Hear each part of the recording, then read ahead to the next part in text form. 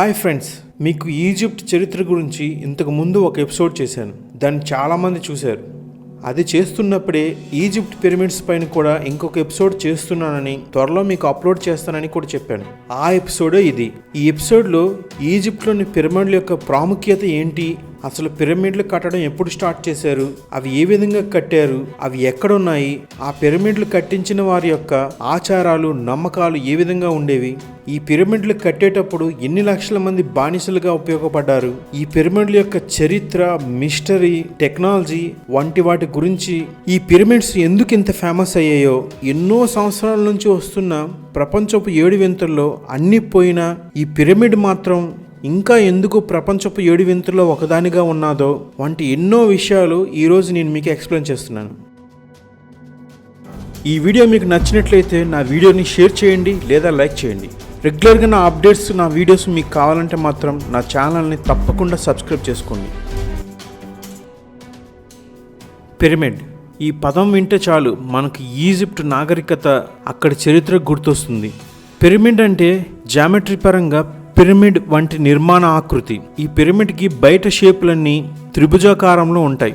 ఈ పిరమిడ్ కింద నుంచి పైకి వెళ్తున్న కొలది ఒకే ఒక బిందువు వద్ద మొత్తం అన్ని కలుస్తాయి. ఈ పిరమిడ్ యొక్క కింద బేస్మెంట్ త్రిభుజాకారంలో కానీ చతుర్భుజాకారంలో కానీ ఉంటుంది.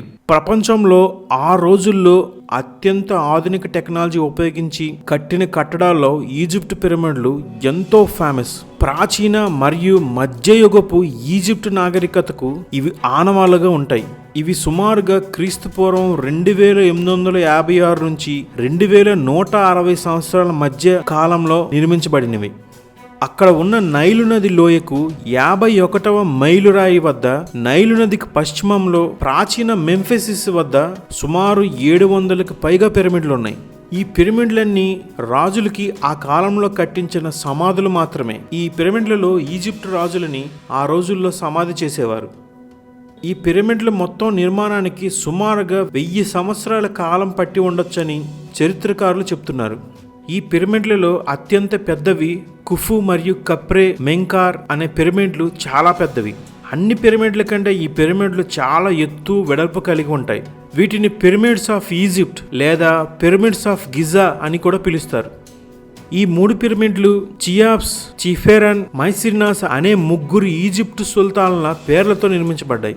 ఈ 3 పిరమిడ్లలో అతిపెద్దది చియాప్స్ పిరమిడ్. దీనిని చియాప్స్ అనే ఈజిప్ట్ రాజు పేరు మీద నిర్మించబడింది. దీనిని గ్రేట్ పిరమిడ్ అంటారు. దీని చుట్టుకొలత సుమారుగా 5,70,000 చదరపు అడుగులు ఉంటుంది. ఈ పిరమిడ్ నిర్మాణంలో సుమారుగా 23 లక్షల సున్నపురాళ్లను, ఇటుకలను వాడారు. ఒక్కో ఇటుక సుమారు 2.5 టన్నుల బరువు ఉంటుంది. ఈ ఒక్కో ఇటుక వెడల్పు సుమారుగా 3 చదరపు అడుగుల వైశాల్యం ఉంటుంది. ఇంత పెద్ద నిర్మాణాన్ని కూడా ఆ రోజుల్లో ఖచ్చితమైన కొలతలు పాటించి నిర్మించగలిగారు. ఈ పిరమిడ్ యొక్క ప్రారంభ భాగాన పొడవు సుమారుగా 755 అడుగులు ఉంటుంది. మీరు ఈ పిరమిడ్కి 4 వైపులు ఏ వైపు చూసినా ఖచ్చితమైన లెక్కలతో నిర్మించబడి ఉంటుంది. ఆ రోజుల్లో నక్షత్రాలను బట్టే క్యాలిక్యులేషన్స్ వేసుకొని ఆనాటి ఈ నిర్మాణాలు ఆ రోజుల్లోని పనివారితో ఈ పిరమిడ్లు కట్టించారంట.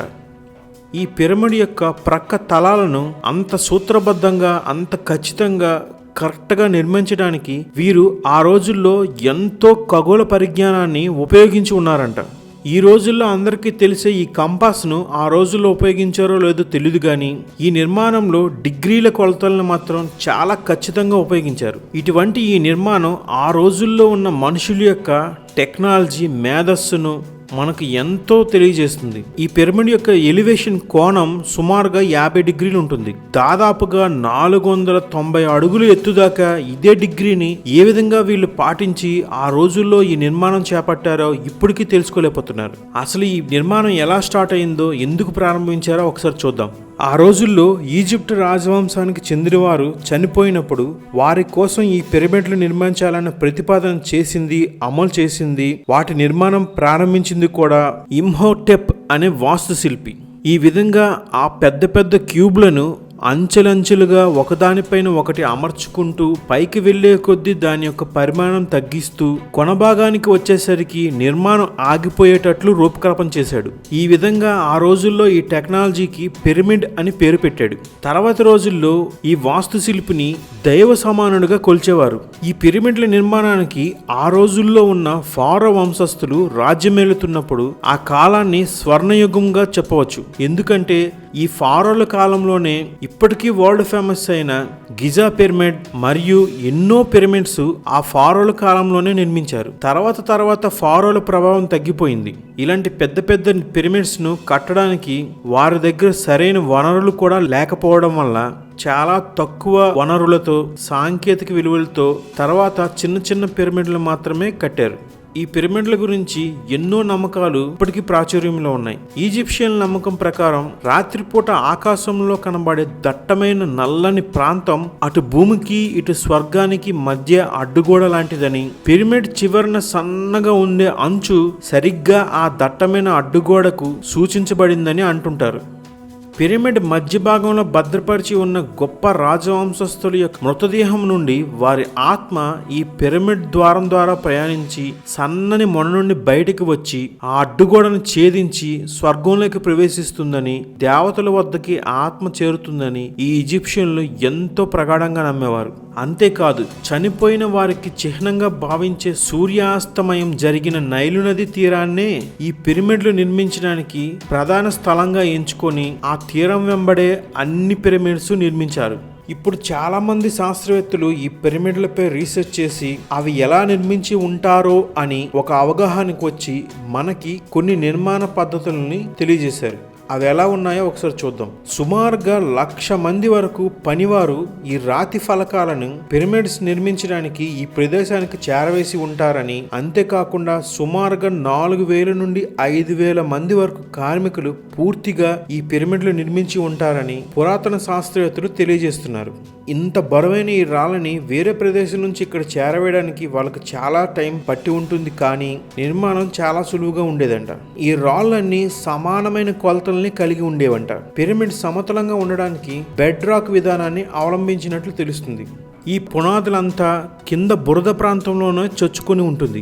ఈ విధంగా ఈ పిరమిడ్స్ కి బేస్మెంట్ మొదట భూమిపైన నేల అంతా నీటిమయం చేసి గోతులను తవ్వారంట. ఆ గోతుల్లోనే ఈ రాళ్ళని పేర్చి బేస్మెంట్ కరెక్ట్ గా వచ్చేటట్లు చేశారంట.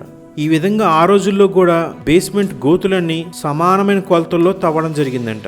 ఆ విధంగా వాళ్ళు పునాదులు నిర్మించారంట. ఎక్కడో 1 అంగుళం 2 అంగుళాలు తేడా వచ్చుంటుందేమో గానీ కొన్ని వేల సంవత్సరాల క్రితం కూడా ఆ రోజుల్లో పునాదులు అంత ఖచ్చితంగా నిర్మించారు వాళ్ళు. ఇక్కడ ఉపయోగించిన ఈ రాతి ఫలకాలన్నీ మెక్కాటం అనే కొండ నుండి తీయబడినవే.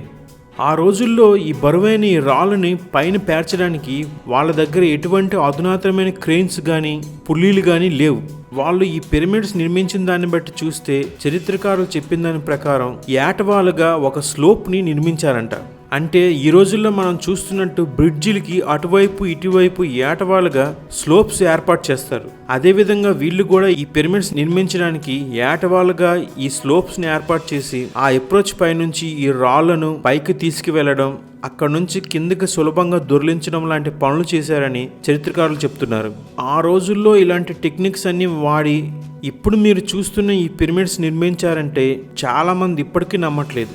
ఈజిప్ట్ ప్రజలు విశ్వసించేది ఏమిటంటే ఇలా శరీర కష్టంతో కన్నా మానసిక శక్తులను ఉపయోగించి, తాంత్రిక శక్తులను ఉపయోగించి, అంటే సామాన్య మానవులకు అర్థం కాని అతేంద్రియ శక్తులను ఉపయోగించి ఈ పిరమిడ్ల నిర్మాణం కోసం అత్యంత భారీ రాతి పలకాలను చాలా సులువుగా పైకి చేర్చగలిగారని అక్కడి ఈజిప్ట్ ప్రజలు ఇప్పటికీ నమ్ముతూనే ఉన్నారు. పిరమిడ్ లోపల చుట్టూ నిట్ట నిలువుగా తాపి పని ద్వారా ఒక గోడ నిర్మించారని మనకు తెలుస్తుంది. ఈ విధంగా ఒక గోడ నిర్మించిన తర్వాత ఇలా నిర్మించిన ఈ ఆకారానికి సున్నపురాళ్ళ ఫలకాలతో పైభాగాన్ని రూపొందించారని, అలా చేయడం వల్ల మనకి సోపానాలు ఏర్పడినట్లు మనకి కనిపిస్తుందని, అందుకే వాటిని అలా నిర్మించారని చరిత్రకారులు చెప్తున్నారు. తర్వాత గరుకుగా ఎగుడు దిగుడుగా ఉన్న మెట్లను నున్నగా ఉండే రాతి పలకాలను అంటించడం వల్ల అవి మృదువుగా కనిపిస్తున్నాయని చరిత్రకారులు తెలియజేస్తున్నారు. మధ్య భాగంలో చియోప్స్ సమాధి ఉంటుంది. ఈ మందిరం గ్రానైట్ రాళ్లతో నిర్మించింది. 34 x 17 అడుగుల వైశాల్యంలో 18 అడుగుల ఎత్తులో ఉంటుంది. రాజులు శవాన్ని ఉంచే శవపేటిక ఈ గ్రానైట్ గదిలోనే పశ్చిమాన ఉంది. ఉత్తర దిశ నుంచి పిరమిడ్ లోపలికి ప్రవేశ మార్గం ఉంది. అక్కడ నుండి ఒక వరండా కూడా ఉంది. ఈ వరండా పునాది వరకు ఉంటుంది. ఈ వరండా చివర పూర్తిగా నిర్మాణం కాని సమాధి గది వరకు ఉంటుంది. ఇక్కడ నుండి గ్రాండ్ గ్యాలరీ అని పిలువబడే రాజు సమాధి మందిరంలోని శవపేటిక వరకు విశాలంగా ఉండి పైకి ఎక్కేందుకు ఏర్పాటు ఉంటుంది. చియాప్స్ పిరమిడ్ చుట్టూ ఎత్తు తక్కువగా ఉండే చిన్న చిన్న సమాధులు ఉన్నాయి. ఈ సమాధులు బల్లపరుపుగా ఉంటాయి. వీటిని మస్తబాస్ అంటారు. 3 చిన్న పిరమిడ్లు చియాప్స్ కుటుంబీకులు అతనికి సంబంధించిన ఉన్నతోద్యోగుల సమాధులుగా గుర్తించారు. పిరమిడ్ దక్షిణ గోడ వద్ద ఒక అండర్ గ్రౌండ్ కూడా ఉంది. 1954లో ఈ విషయం బయటకు వచ్చింది. ఇందులో చియాప్స్ ఫ్యూనరల్ ఫిష్ ఉంది. 4600 సంవత్సరాల క్రితం అక్కడ ఉంచిన ఒక పడవ ఇప్పటికి కూడా ముట్టకుండా ఈనాటికి భద్రంగా ఎలా ఉండాలో అలానే ఉంది. చనిపోయిన రాజుగారు స్వర్గానికి వెళ్ళాలని, అందుకు తగిన వాహనం ఉండాలని, అందుకే ఈ పడవ అక్కడ పెట్టారని ఈజిప్ట్ వారు విశ్వసిస్తారు. అందువల్ల రాజుగారు స్వర్గానికి ప్రయాణించడానికి అక్కడ ఒక పడవను పెట్టి అందులో ఆహార పదార్థాలను, దుస్తులను, ఆయనకు సేవ చేయడానికి సేవకుల యొక్క శవాలను కూడా ఆ పడవలో ఉంచేవారు. అలాంటి పడవ ఒకటి ఇప్పటికీ ఆ పిరమిడ్ అండర్ గ్రౌండ్లో భద్రంగా ఉంది.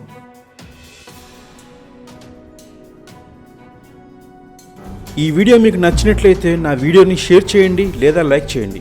రెగ్యులర్గా నా అప్డేట్స్, నా వీడియోస్ మీకు కావాలంటే మాత్రం నా ఛానల్ని తప్పకుండా సబ్స్క్రైబ్ చేసుకోండి.